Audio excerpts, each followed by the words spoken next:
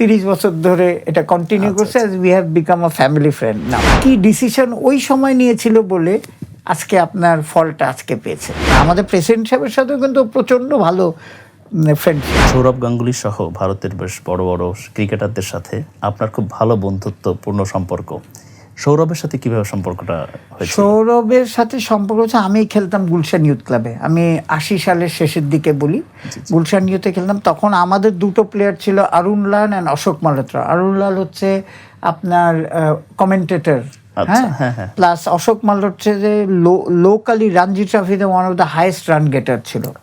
এই দুই প্লেয়ার খেলতো। এরা যখন এসে যেয়ে খেলতো, যখন ওরা এর মধ্যে ওরা করলো কি, মাঝে মাঝে মিস করতাম যে তুমি আরেকটা প্লেয়ার দাও। তখন এখনকার যে কলকাতা সিএবির যে প্রেসিডেন্ট স্নেহাশিস গাঙ্গুলি, ইয়ের বড় ভাই, কি নাম, সৌরভ গাঙ্গুলির বড় ভাই, ও আমাদের এখানে রেজিস্টার হলো খেলার জন্য। আচ্ছা, তখন ও বললো যে আমার ছোট ভাইও 16-17 ইয়ার ওল্ড বয়, ও খেলে। আমরা ঠিক আছে, তাহলে ওকেও নাও। ওইখান থেকে 90 সালের থেকে ওর সাথে এতে, তারপরে এখানে আন্ডার-19 আসলো, এই টিমের সাথে আসলো। তারপরে যে বাবরি মসজিদের একটা ঘটনা হলো, তখন ওরা টিম আটকে গেল। তখন থেকে যে হয়েছে, এইগুলো তো 30 বছর ধরে এটা কন্টিনিউ করছে, as we have become a family friend now. Sourav Ganguly যখন বিসিসিআই এর প্রেসিডেন্ট ছিলেন, খুব আলোচিত এই সময় তার সেটা, এবং খুব সাকসেসফুল একটা টাইম। আপনি কি কোনো সহযোগিতা তখন পেয়েছেন কিনা? মানে সহযোগিতা তো যে হয়েছে কি, তখন আমিও নতুন, বলেছিল যে তোমার যা লাগে তাই দেখেন। সৌরভ গাঙ্গুলির সবচেয়ে বড় অ্যাচিভমেন্ট কিন্তু দেখেন যে কোচ, এখন আপনি রাহুল দ্রাবিড় করেছেন। তখন মনে আছে যখন রাহুল দ্রাবিড় ছিল, তখন হইচই। বিরাট কোহলিকে যখন ক্যাপ্টেন চেঞ্জ করলো, তখন হইচই।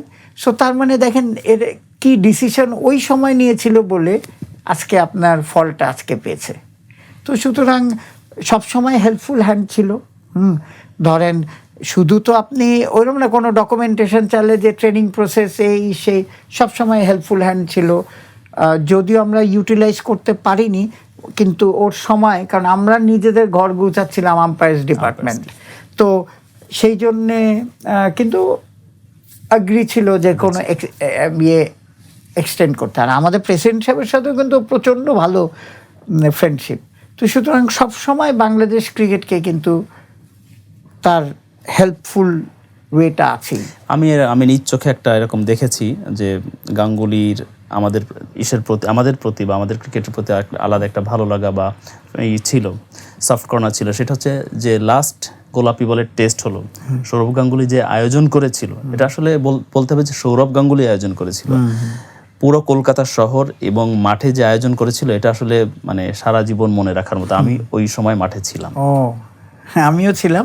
কিন্তু অ্যাকচুয়ালি দেখেন, একটা বাংলাদেশের মতো এবিলিটি, এরা তো world class actually, not only players. দেখেন এবিলিটি, একটা ছোট জিনিসকে একটা মানে কি টানার। আমরা যখন কলকাতায় গেলাম, দেখলাম পিঙ্ক বল টেস্ট দিয়ে। আপনার সাথে আমার দেখা হয়েছিল, আপনার তো মনে নেই? আপনার সাথে, পাইলট ভাইয়ের সাথে, আকরাম ভাইয়ের সাথে, সুজন ভাইয়ের সাথে, সবার সাথে একসাথে আমার মাঠে দেখা হয়েছিল। হ্যাঁ, তো সুতরাং দেখেন যে কোথা থেকে কোথায় নিয়ে যাওয়া যায়, if you do the right thing. যে পিঙ্ক টেস্টটা ওয়াজ ওয়ান অফ দ্য প্রমাণ যে ওর ability of becoming a president বা ক্রিকেট অর্গানাইজার।